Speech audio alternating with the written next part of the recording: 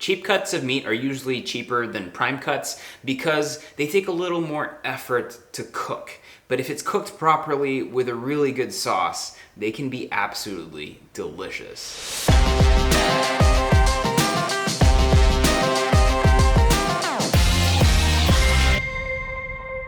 Bulalo is a very popular Filipino soup that varies in terms of the ingredients that are used, but basically it's using the beef shank with an intact marrow, and that's just cooked in a really beefy broth. And sometimes they add a little bit of vegetables, things like onions and cabbage and carrots, depending on where you are. There's been this huge trend of taking a soup and deconstructing it by taking the main protein and cooking that properly and separately, and then making that broth or soup kind of turn into a gravy or a sauce. So today I'm making my version of a sizzling bulalo. It'll have all those flavors from the soup that are so familiar and all the greasiness of your dreams.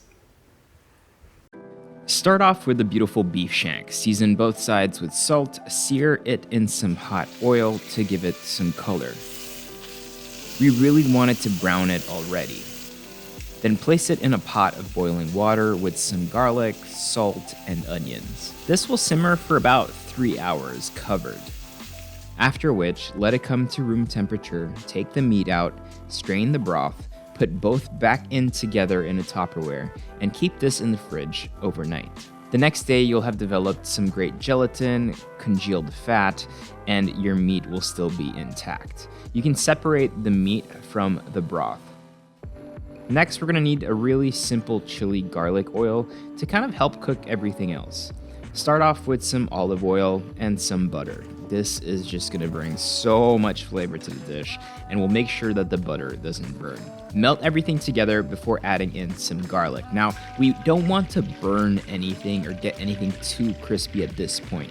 A little bit of brownness is okay, but what we really want to do is just release the tenderness and the natural sweetness of the garlic. So just gently cook this down. Once everything is really aromatic, meaning you can really smell the garlic, like your whole house smells like garlic, you can toss in some chili flakes. How much is really up to you. You could go a whole cup if you want, or you could do a couple of tablespoons.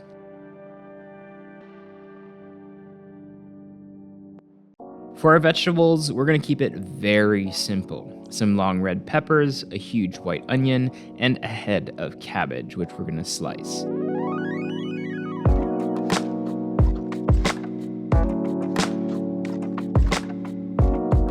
We're simply going to sprinkle this with our garlic oil, and that goes into the oven until charred and roasted at around 220 degrees Celsius. This should take no longer than 15 to 20 minutes. To make our gravy, grab that same pan that you used for the chili garlic oil. No need to clean it, there's so much flavor on here. Add in some of our congealed fat and some more garlic oil. Make sure that bubbles before whisking in some flour. Once combined, just finish it off with some beef broth and bring everything to a simmer. This is really gonna help just thicken the sauce and get it ready for eating. Season this with Worcestershire. Yeah, I still don't know how to pronounce that word, but that sauce. A little bit of fish sauce, some black pepper, and some salt. As it's simmering and getting thicker, you can add in your shank back in. Now, just let it take a bath and pop it in the oven for some more browning on the top.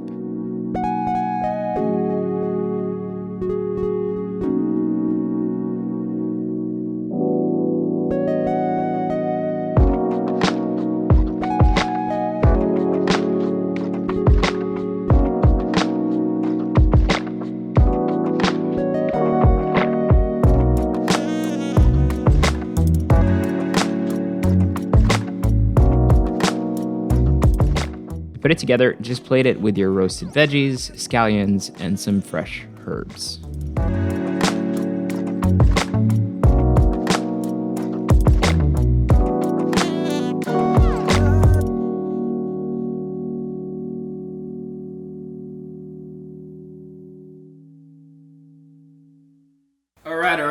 Alright, it's getting dark, so this is the moment of truth. This looks absolutely beautiful. Obviously, some of these ingredients are completely untraditional. I added some Thai basil just because That's my baby playing.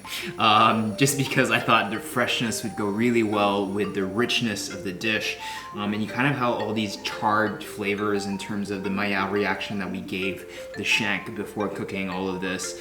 We got grilled red peppers, long peppers that are not very spicy, some nice kind of like roasted cabbage, and charred onions. So all that together with a bowl of white rice is gonna be absolutely magic. So now, the moment of truth is to see how tender this beef is. And if this little jiggle, can you see it? Can you see it? Is any indication, I feel like this is gonna be really, really nice and soft. So I'm just gonna use a spoon, just to prove a point. But first, get some of that gravy. That consistency is amazing. Nice and thick, and that just goes all over the meat. Take my spoon, 3, 2, 1. Oh, did you see that? That just cleanly separated. Oh, perfect, look at that.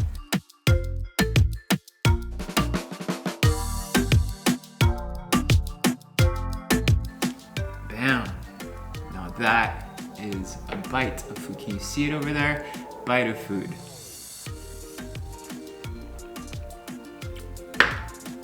Oh, soft, tender.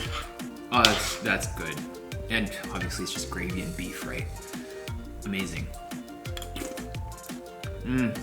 Where's the bowl of rice? I need the bowl of rice right now. If you look at that, can you see it? Can you see it?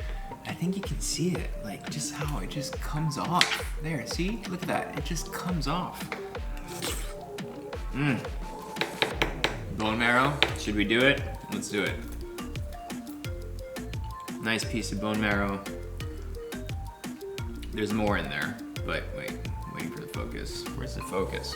Focus on my bone marrow. Okay, the camera doesn't want to do it, so I'm trying to show you here. Just a little piece of bone marrow here. Bit of the gravy, bit of some Thai basil just to make it feel like healthy.